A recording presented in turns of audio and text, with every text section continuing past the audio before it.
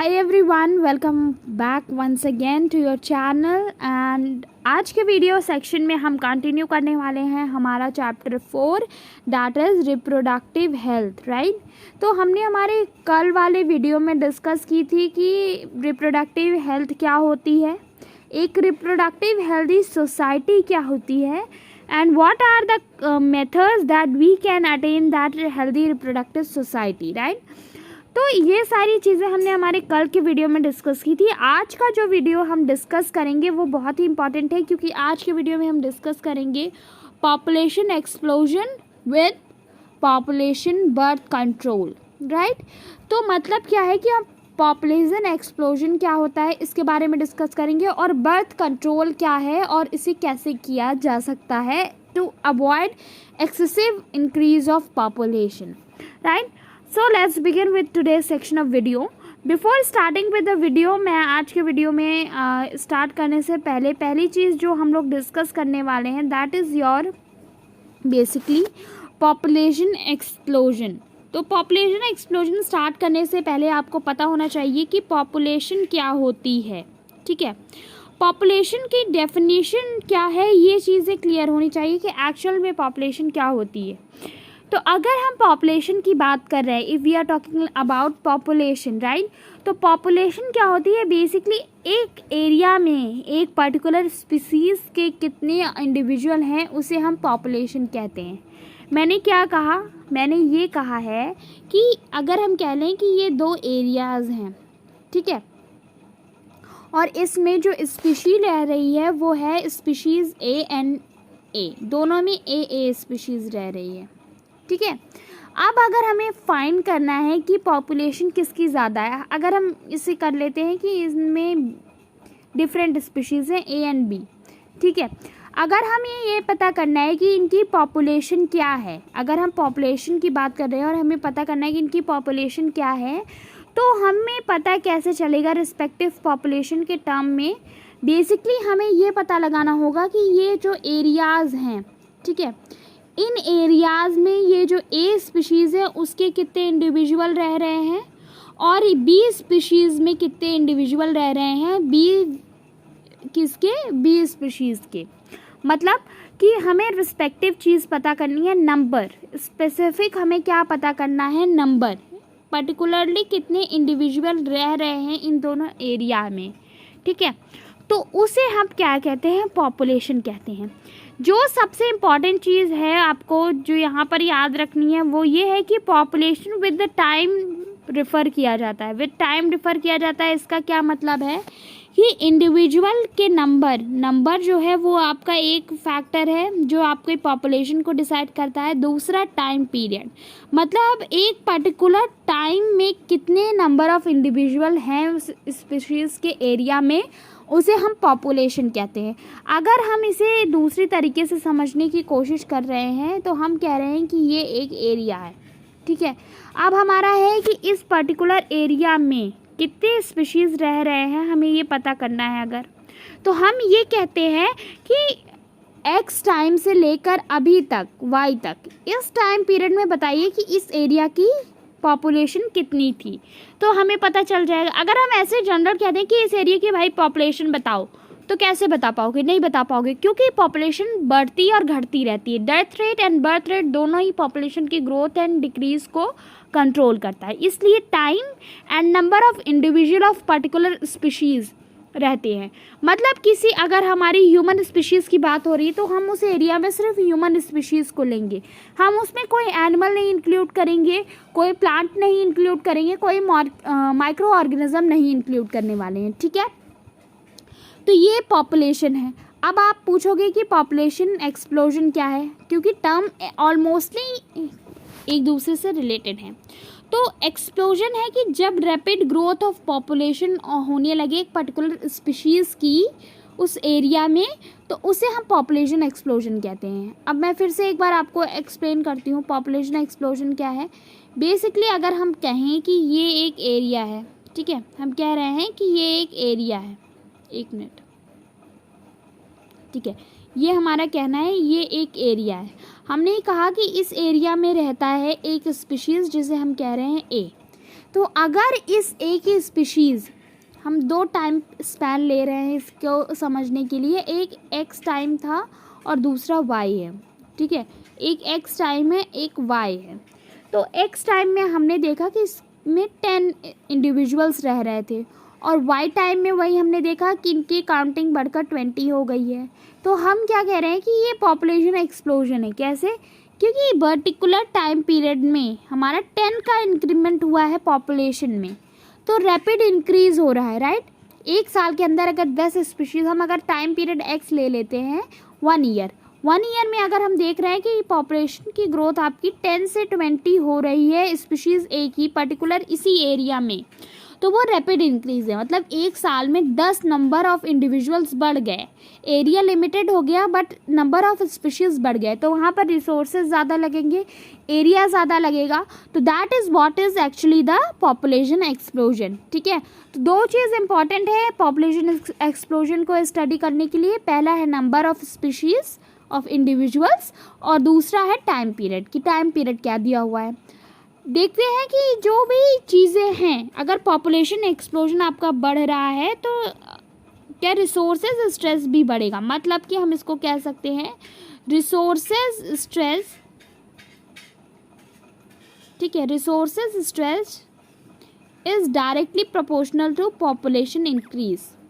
Clear?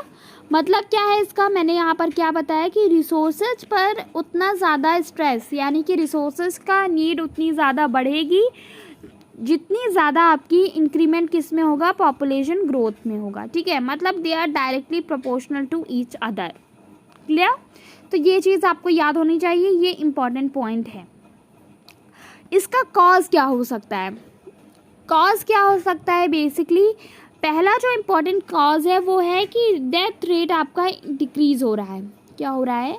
Death rate आपका decrease हो रहा है। जब डेथ रेट कम हो रही है तो इस वजह से पॉपुलेशन बढ़ रही है, क्योंकि इंडिविजुअल्स जब इनकी डेथ नहीं होगी तो नए वाले जो ऐड होंगे वो पॉपुलेशन में इंक्रीमेंट करेंगे।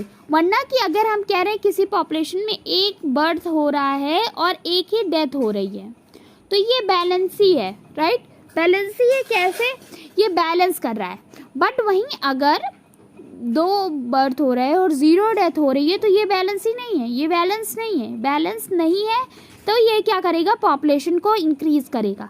तो डिक्लाइनिंग डेथ रेट है जो कि पॉपुलेशन की इंक्रीज में डायरेक्टली प्रोपोर्शनलिटी का काम कर रहा है, क्योंकि डेथ रेट अब कम हो रही हैं। तो जब डेथ रेट कम हो रही हैं तो उस वजह से पॉपुलेशन इंक्रीज हो रही है, ठीक है।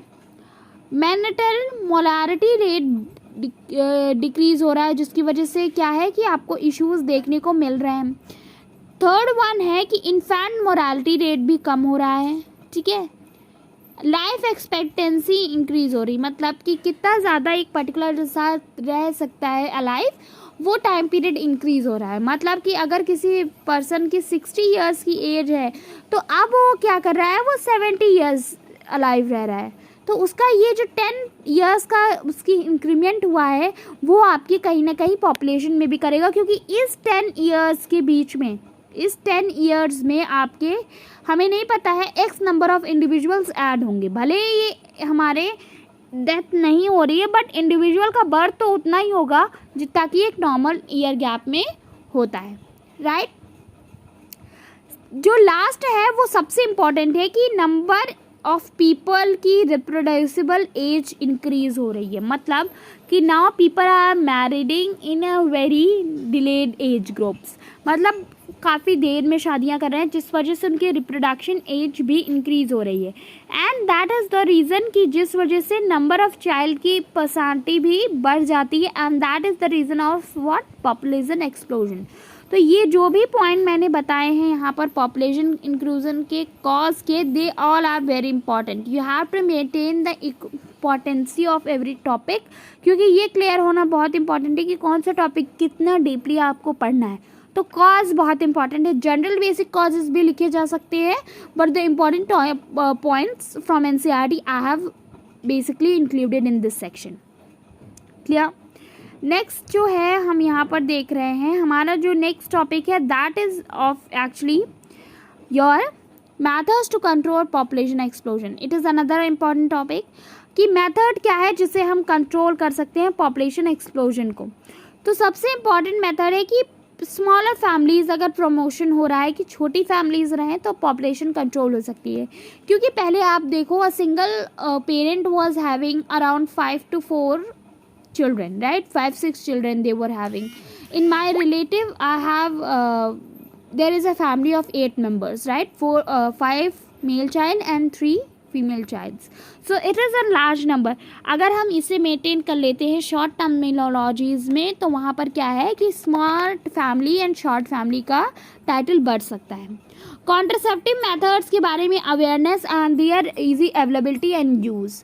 तो कॉन्ट्रासेप्टिव मेथड्स जो हैं उनकी अवेलेबिलिटी ईजी होनी चाहिए, उनके बारे में लोगों का अवेयरनेस होना चाहिए, and they should be knowing what actually these contraceptive methods are, right.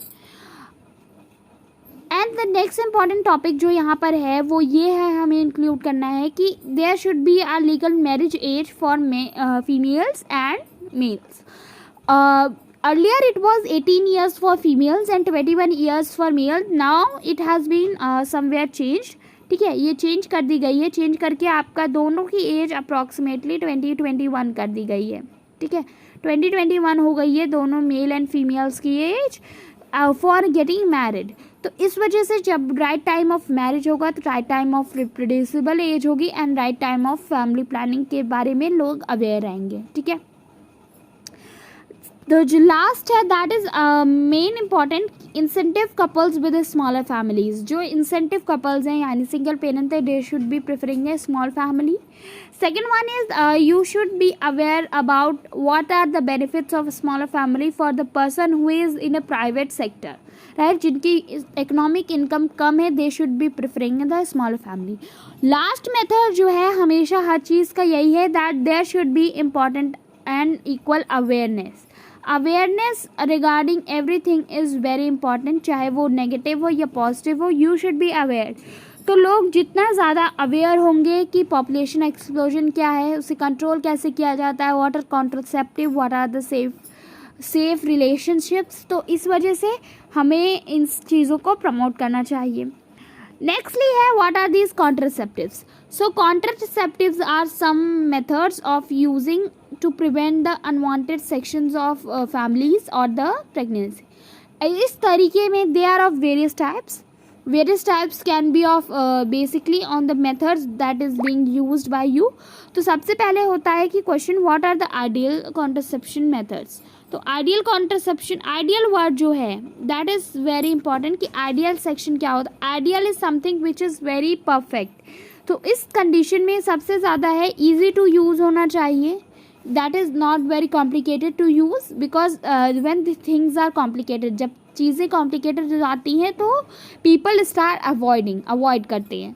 Second है कि easily available होना चाहिए, अवेलेबिलिटी होनी चाहिए at common spaces जिससे कि लोगों को ज़्यादा सर्च ना करना पड़े। it should be effective, right. सबसे इम्पॉर्टेंट जो है वो है कि इनका इफेक्शन होना चाहिए, ऐसा नहीं है कि यूज़ करने के बाद भी कोई इशू हो। नॉन साइड इफ़ेक्टिव होने चाहिए, रिवर्सिबल होने चाहिए, क्योंकि आदमी एक बार से ज़्यादा प्रेफर करता है किसी चीज़ को यूज़ करना एज अ कॉमन, राइट। तो जितना ज़्यादा आपको कॉमन यूजेस होगा इस चीज़ का उतना ज़्यादा अच्छा होगा। There should be no interfere between the desire of individual, right. तो किसी भी इंडिविजुअल में क्या होना चाहिए कि उनके डिज़ायर को अफेक्ट नहीं करना चाहिए। It should be like a non negotiable and non understanding part. ऐसा होना चाहिए जैसे कि हमें फील ना हो that we are using something which is not a part, right. And the last one is which is not mentioned here, you should be knowing their cost should be low. Cost low होनी चाहिए because high expensive things are and preferred by people usually, तो इसलिए cost इस चीज़ की low होनी चाहिए। Nextly if we talk about methods, तो मेथड्स हमारे 6 तरीके के मेथड्स हैं जो हम इंक्लूड कर सकते हैं इस सेक्शन में। फर्स्ट वन इज़ नेचुरल और traditional. Second one is basically a barrier. Barrier is basically the use of contraceptives. We have intrauterine devices also. Oral contraceptives are also used, injectable and implants and surgical methods. जो सबसे इसमें very important, or you can say it is which is very strong is about the surgical method, because surgical method is non reversible. तो इसको use करने के लिए हमें पूरी नॉलेज होनी चाहिए that what are the thing that we are preferring and what is actually its effect, because ये बाद में क्या है कि इसको रिवर्स नहीं किया जा सकता है. तो 6 तरीके के आपके क्या हैं कि मेथड्स हैं जो हमने अभी पढ़े हैं. 6 टाइप ऑफ मेथड्स. पहला है ट्रेडिशनल और नेचुरल मेथड, जो हमारी बॉडी में नेचुरली अकर होता है but we are aware of it. Second, barrier. Third, IUDs, oral contraceptive, injectables and plants, and the last one, surgical. So in next section we will be discussing these contraceptive methods, because these are something which is needed to be understood properly, right? So हम इस section को next video में continue करने वाले हैं. आज का video आपका population explosion control and what are the contraceptive was, that's it, right? So that's all for today guys, and stay tuned for the next video, and if you like, do share with your friends so that they can also take the benefit, and do subscribe to the channel.